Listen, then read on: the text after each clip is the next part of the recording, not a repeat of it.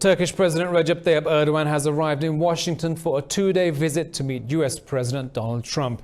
Erdogan says Turkey's military operation in northern Syria will be on the top of the meeting's agenda.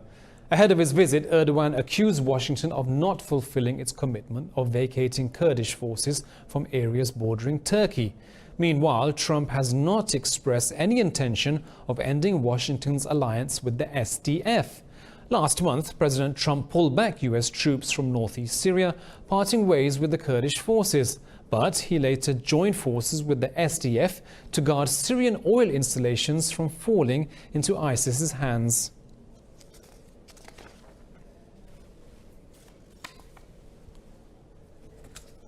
Well, for more on this, I'm joined by our correspondent Harry Horton from Washington. Harry, thank you for joining us here on Indus News. So tell us, look, Turkey's President Recep Tayyip Erdogan visit comes a month after Ankara's military offensive in northeast Syria. Can he convince President Donald Trump to abandon the US relationship with the YPG and the SDF, as that seems the main sticking point between the two countries?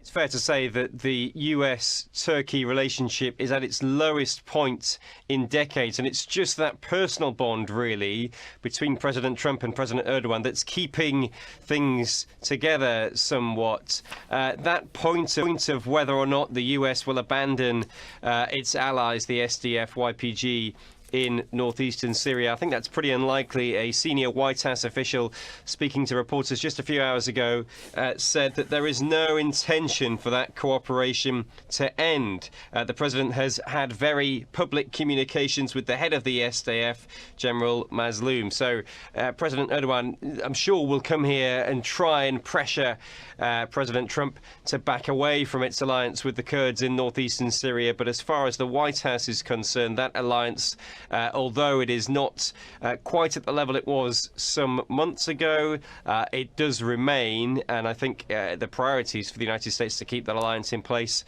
for the months ahead. Right, Harry, last month US Congress passed a sanctions package against Turkey over its Syria operation. Do you think President Erdogan and Trump can work out a way to evade further sanctions on the country?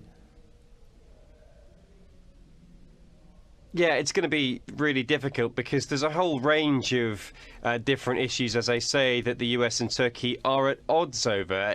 One of the biggest ones is the Russian S-400 missile defense system. Turkey has spent billions and billions of dollars purchasing this Russian missile defense system. That's really angered lawmakers here in Washington, D.C. So the US is trying to get Turkey to back away from that system it's just invested in.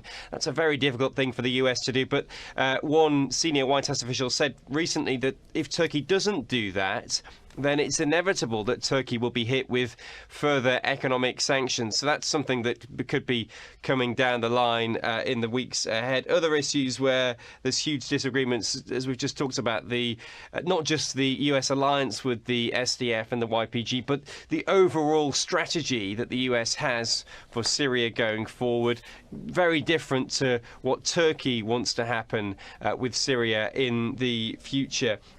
Big disagreements as well on human rights in Turkey as well. Lots of US lawmakers putting pressure on President Trump to do more to try and protect human rights within Turkey. So huge areas of disagreement here. The White House have been playing down expectations over the past few days that we could see any sort of a big deal or big announcement come out of this meeting between President Erdogan and President Trump.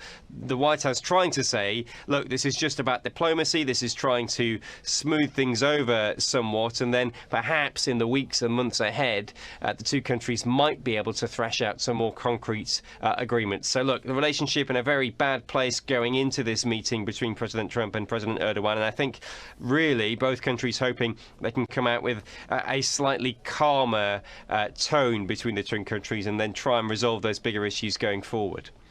Harry, thank you for joining us in Indus News. That was our correspondent Harry Horton in Washington.